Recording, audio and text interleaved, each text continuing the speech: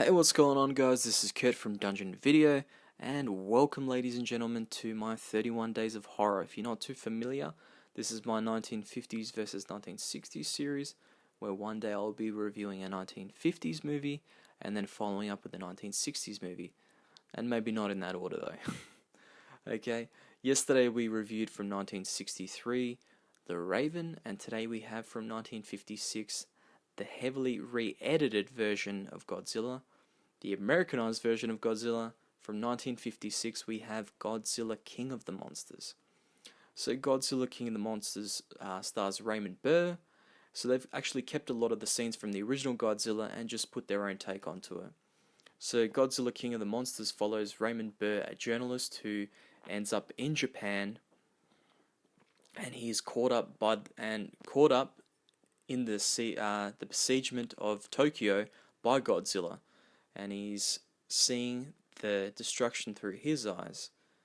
And while he's there, he is meeting up with his friend who is a scientist, and in the background there's actually another scientist working on a way to defeat Godzilla. He's actually come up with an atomic type of nuclear bomb that would actually destroy Godzilla, but he doesn't want anyone to use it because of the destructive effect of atomic war.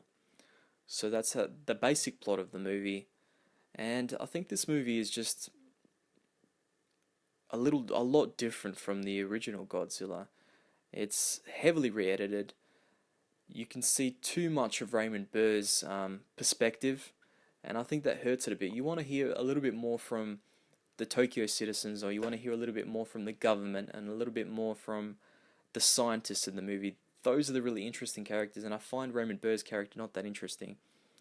I don't know if it was some type of ignorance in the 50s that they thought that an American perspective would be more appealing. Obviously, probably would have sold the movie a little bit more, but it's just a little boring in that sense that you always hear Raymond Burr talking about the destruction, but you'd like to see more of the Tokyo citizens talking about the destruction.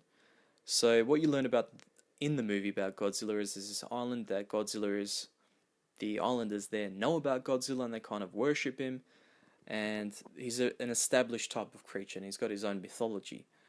So that's good. And once Godzilla actually comes onto screen, he looks fantastic. He is menacing. He looks really realistic if you put yourself into the shoes of a 50s audience. I mean, at this point we've actually grown up with Godzilla and creatures like King Kong, but watching those scenes, and this is where I can't stress enough that I don't think 50s movies are very cheesy in the sense that the effects look bad, they're cheesy, but it's also charming. When you see Godzilla just tearing Tokyo apart, it actually looks really good.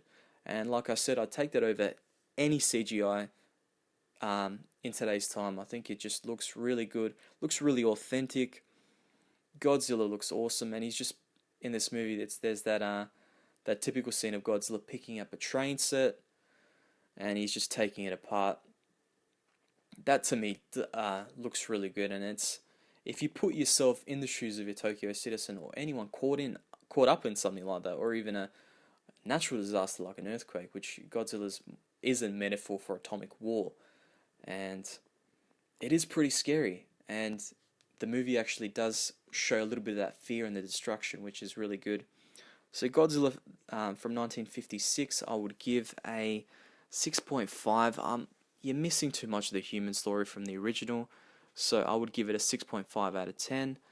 Let me know what you guys think. Drop a comment, subscribe if you can. I hope you enjoy my 50s and 60s series. I've got some more things in the works. So this is Kurt from Dungeon Video. Thanks for watching.